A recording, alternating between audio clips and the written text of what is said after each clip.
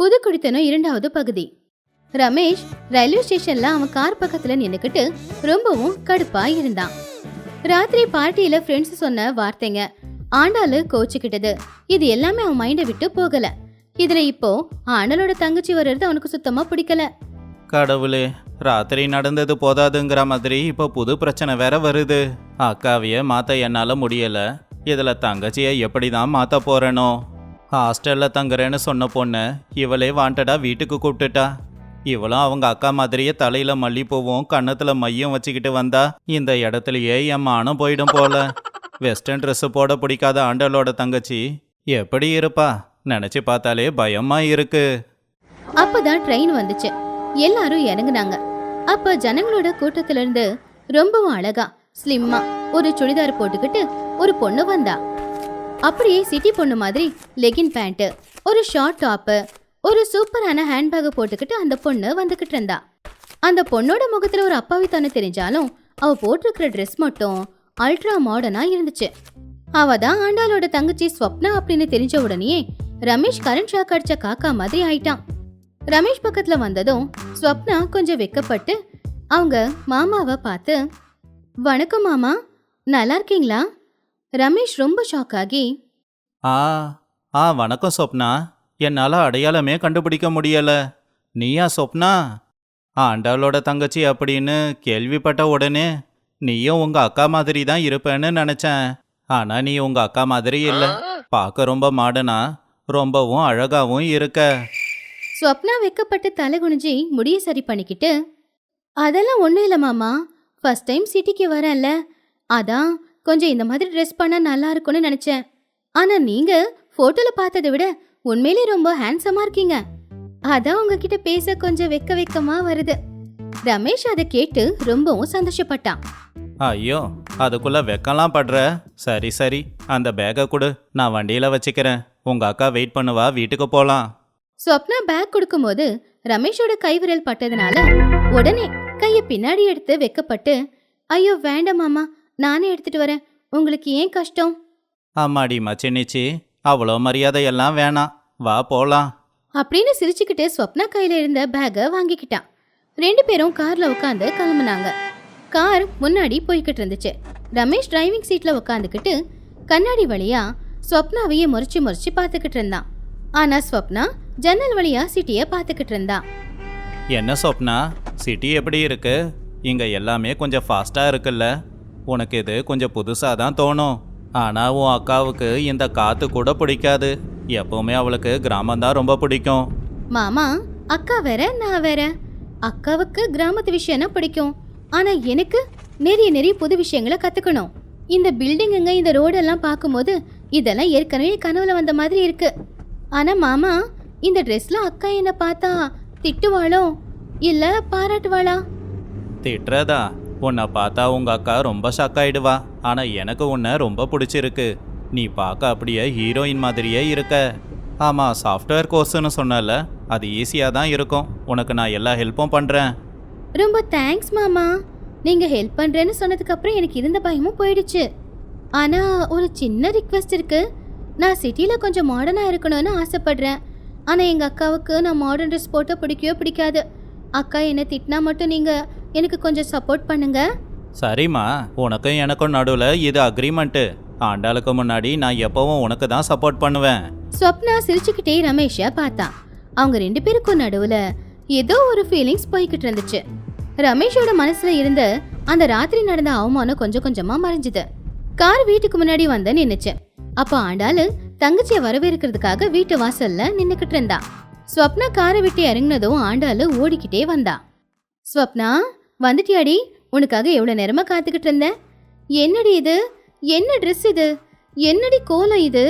இந்த லெகின்னு, இந்த ஷார்ட்டு, என்னது இதெல்லாம்? உன்னை பார்த்தா ஆண்டாளு தங்கச்சின்னு யாராச்சும் சொல்லுவாங்களா? ஸ்வப்னா பயந்துக்கிட்டே ரமேஷ் பின்னாடி போய் நின்னுக்கிட்டு, அது ஒன்றும் இல்லைக்கா, ஏதோ ட்ரெயினில் வரும்போது கொஞ்சம் கம்ஃபர்டபுளாக இருக்குன்னு தான் நான் போட்டுக்கிட்டேன். உள்ளே போய் குளிச்சுட்டு நான் புடவையை கட்டிக்கிறேன். ஆண்டாளு சும்மா இரு. அவ டயர்டாக வந்திருக்கா. அவ போட்ட ட்ரெஸ்ல என்ன இருக்கு? டீசெண்டாக தானே இருக்கு. நீ மறுபடியும் பழைய காலத்து ஆள் மாதிரி பேசாத. அவளுக்கு பிடிச்ச ட்ரெஸ்ஸை அவ போட்டுக்கிட்டு இருக்கா. என்ன இது புதுசாக இருக்கு?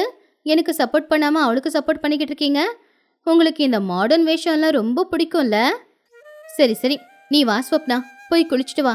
உனக்காக நம்ம ஊர் சாப்பாடு எல்லாம் செஞ்சு வச்சிருக்கேன். போய் புடவை கட்டிக்கிட்டு வா.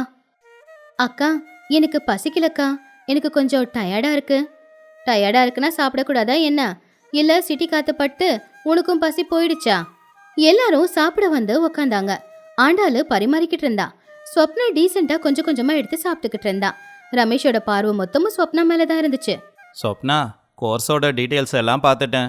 நாளைக்கு நானே உன்னை காரில் காலேஜுக்கு கூட்டிகிட்டு போகிறேன். அங்கே அட்மிஷன் டீட்டெயில்ஸையும் நான் பார்த்துக்கறேன். ஆ சரிங்க மாமா, எனக்கு இங்க யாரையும் தெரியாது. நீங்க தான் எனக்கு ஹெல்ப் பண்ணி ஆகணும். ஏங்க, அவளுக்கு வழி கூட நீங்க தான் காட்டணுமா என்ன? அவ சின்ன குழந்தையா? படிப்புங்கிற பேர்ல ஊரை சுத்தக்கூடாது ஸ்வப்னா. நேரம் கிடைக்கும் போது என்கிட்ட சமையல் வேலை கத்துக்கோ. நாளைக்கு மாமியார் வீட்டுக்கு போனா பயன்படும். அக்கா ப்ளீஸ், இப்ப எதுக்கு அதெல்லாம்? மாமா தான் எனக்கு ஹெல்ப் பண்றேன்னு சொல்லிருக்காருல்ல. ஆமாம் ஆண்டாளு, அவளுக்கு படிக்கிறதுல விருப்பம் இருக்கு. நீ தான் உன் உலகத்தை விட்டு வெளியில் வர மாட்டேங்கிற. சரி சொப்னா, ஆஃபீஸ் வேலைலாம் முடிஞ்சதுக்கு அப்புறம் உனக்கு எல்லா ஹெல்ப்பையும் பண்ணுறேன். தேங்க்ஸ் மாமா. உங்களை மாதிரி நல்ல மனுஷன் யாரும் இருக்க மாட்டாங்க. அப்பாடா, எப்போவும் ஆண்டாள் என்னை பார்த்து நீங்கள் முட்டாளு, உங்களுக்கு எதுவும் தெரியாதுன்னு சொல்லுவா. ஆனால் சொப்னா என்னை பாராட்டுறத பார்க்கும்போது சந்தோஷமா இருக்கு. இந்த சொப்னா உண்மையிலேயே ரொம்ப ஸ்வீட்டாக இருக்கா. ஸ்வப்னா அவளுடைய போனை பார்த்துக்கிட்டு இருக்கும்போது ஆண்டாளு ஜட பின்னிக்கிட்டே ஸ்வப்னாவை கவனிச்சா. என்ன ஸ்வப்னா, அந்த போன்ல என்ன பார்த்துக்கிட்டு இருக்க? சரி அதெல்லாம் இருக்கட்டும். மாமா உனக்கு சப்போர்ட் பண்றதெல்லாம் சரி, ஆனா அதுக்காக இந்த மாதிரி ட்ரெஸ்லாம் போட்டுக்காத. இது நம்ம ஊர் பேரையே கெடுத்துரும். ஆனா அக்கா, மாமா ரொம்ப மாடர்னா இருக்காரே, அவரு உன்ன மாடர்னா இருக்க சொல்லி சொல்லலையா? சிட்டில எல்லாரும் அப்படியே தானே இருப்பாங்க. உனக்கும் மாடர்ன் ட்ரெஸ் எல்லாம் நல்லா இருக்குமே, பேசாம ட்ரை பண்ணி பாரு. உங்க மாமா சொல்லுவாரு, நான் கேட்க மாட்டேன்.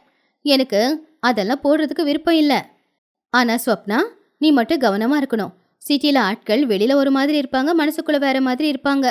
ஆனா உங்க மாமா மட்டும் தங்கொண்டி. உன்னை கூட பிறந்த தங்கச்சியா பார்த்துப்பாரு. எது தங்கச்சியாவா? அவருடைய பார்வையில நான் பார்த்தது அந்த பாசம் இல்லையே. அவருக்கு என்ன ரொம்ப பிடிச்சிருக்கு போல. நீ போர் அடிச்சிட்டேன்னு நினைக்கிறேன். அதான் அவரு என்ன வேற மாதிரி பாக்குறாரு.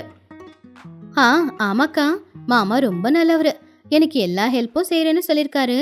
நானும் அவருக்கு எந்த ஒரு தொந்தரவும் கொடுக்காம இருக்கேன். ரமேஷ் அவனுடைய அறையில தூக்கம் வராம சுத்திக்கிட்டு இருந்தான். பக்கத்துல ஆண்டாள் படுத்து தூங்கிக்கிட்டு இருந்தா. ரமேஷோட யோசனையெல்லாம் ஸ்வப்னாவை சுத்தியே இருந்துச்சு. அப்ப அவன் மெதுவா ரொம்பவும் சந்தோஷமா, ஆஹா, ஸ்வப்னா எவ்வளோ அழகா இருக்கா. அந்த லெகின் பேண்ட்டை போட்டுக்கிட்டு ஹீரோயின் மாதிரியே இருக்கா. அது மட்டும் இல்லை, அவ ரொம்ப ஸ்வீட்டாக பேசுகிறா. ஆண்டாள் மாதிரி கோச்சிக்கிறதெல்லாம் இல்லை. அவளுக்கு மாடர்ன் லைஃபு ரொம்ப பிடிச்சிருக்கு. அவளை பார்த்ததுல இருந்து என் ஆஃபீஸ் டென்ஷன் எல்லாம் போயிடுச்சு. அவள் இங்கேயே இருந்தா நல்லா இருக்கும். நாளைக்கு நானே அவளை காலேஜுக்கு காரில் கூட்டிகிட்டு போகிறேன். அந்த நேரத்தில் மனசு திறந்து அவகிட்ட பேசணும். இந்த ஆண்டாள் எப்போ தான் தூங்குவாளோ? சொப்னா, சொப்னா, நாம 2 பேரும் காரில் எப்போ ஒன்றா போவோம்? ரமேஷ் அப்படி சிரிச்சுக்கிட்டு காத்துல ஏதோ செய்கை பண்ணும்போது திடீர்னு ஆண்டாள எழுந்திருச்சு உக்காந்தா. அவ ரமேஷ பார்த்து கொஞ்சம் கோவமா, ஏங்க என்னாச்சு உங்களுக்கு?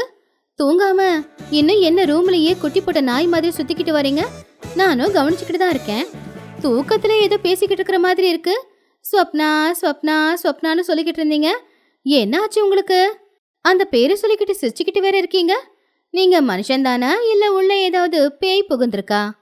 ஆண்டாள கேட்ட கேள்விக்கு ரமேஷ்க்கு என்ன பண்றது அப்படின்னே புரியல. உடனே கச்சிஃபை எடுத்து வேர்க்கிற வேர்வையை தொடச்சு, ஐயோ ஆண்டாளு, நீ எப்போ எழுந்திருச்ச?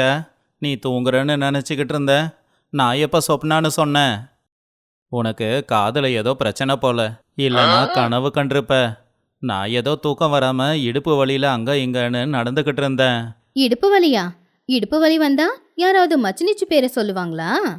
நீங்க சொன்னது எனக்கு தெளிவா கேட்டுச்சு. நீங்க பேக்கேஜ்னு சொன்னீங்களா இல்ல மச்சினிச்சின்னு சொன்னீங்களா? உங்க முகத்துல இருக்கிற பதட்டம் பார்த்தா ஏதோ தப்பு நடக்கிற மாதிரியே இருக்கே.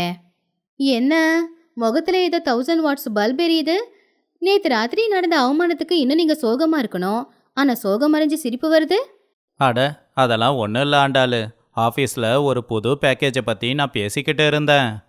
அந்த பேக்கேஜ் பேரை சொன்னேன். அது சொப்னான்னு உன் காதில் விழுந்திருக்கும் போல. கம்பெனிக்காரங்க அந்த பேரை வச்சிருக்காங்க போல. உன் தங்கச்சி இங்கே கோர்ஸ் படிக்க வந்திருக்கா. அவளுக்கு உதவி செய்ய வேண்டியது நம்ம கடமை. அதை தாண்டி வேற எதுவும் இல்லை. ப்ளீஸ் என்ன சந்தேகப்படாம போய் படுத்து தூங்கு. பேக்கேஜோட பேரா? நான் கூட நேற்று நடந்த அவமானத்துக்கு நீங்க அழுதுகிட்டு இருக்கீங்க அப்படின்னு நினைச்சேன். ஆனா நீங்க கனவுல கூட வேலையை பத்தியே யோசிச்சுக்கிட்டு இருக்கீங்க. உங்க முகத்துல இருக்கிற சிரிப்பை பார்த்தா ஏதோ திருட்டுத்தனம் தெரியுது. ஏங்க, என் தங்கச்சி ஊர்ல இருந்து வந்ததுக்கு அப்புறம் உங்க முகத்துல ஏதோ ஒரு மாற்றம் தெளிவா தெரியுதே. இது ஆபீஸ் வேலையால வந்த மாதிரி தெரியல. என் தங்கச்சியால தான் உங்க முகத்துல இந்த மாற்றம் வந்திருக்கு போல. நடக்கட்டும் நடக்கட்டும், நான் அவகிட்டயும் கொஞ்சம் விசாரிக்கிறேன். உங்க மாமா கனவுல என்ன சாஃப்ட்வேர் பத்தி யோசிக்கிறாருன்னு. ஐயோ ஆண்டாளு, நீயும் உன் சந்தேகமும். அவ உனக்கு தங்கச்சி, எனக்கு மச்சினிச்சி.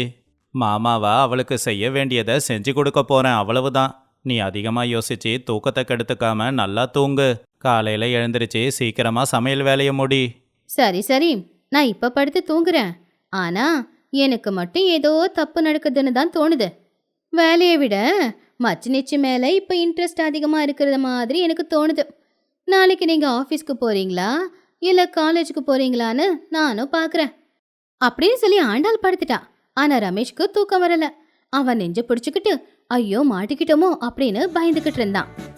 ரமேஷ் ஸ்வப்னாவை பத்தி யோசிச்சுக்கிட்டு சிரிச்சுக்கிட்டே தூங்கலான்னு பார்த்தாலும் ஆண்டாள சொன்ன வார்த்தைங்க அவனை சிரிக்கவே விடல. பாத்தீங்கல்ல, ஸ்வப்னாவோட வெக்கத்துக்கு பின்னாடியும் ஏதோ ஒரு ரகசியம் இருக்கிற மாதிரி இருக்கு. மாடர்ன் ட்ரெஸ்ல ஸ்வப்னாவை பார்த்து ரமேஷ் அப்படியே ஃபிளாட் ஆயிட்டான். இத்தனை நாள அப்பாவியா இருந்த ஆண்டரோட குடும்பத்தை அவ தங்கச்சி அழிச்சிடுவாளா? நாளைக்கு மாமனும் மச்சினிச்சியும் காலேஜ்க்கு போகும்போது என்னெல்லாம் பேச போறாங்கன்னு அடுத்த எபிசோட்ல பார்க்கலாம். இந்த கதை உங்களுக்கு பிடிச்சிருந்தா லைக் பண்ணி ஷேர் பண்ணி எங்க சேனலை சப்ஸ்கிரைப் பண்ணிக்கோங்க. தேங்க்யூ ஃபார் வாட்சிங்.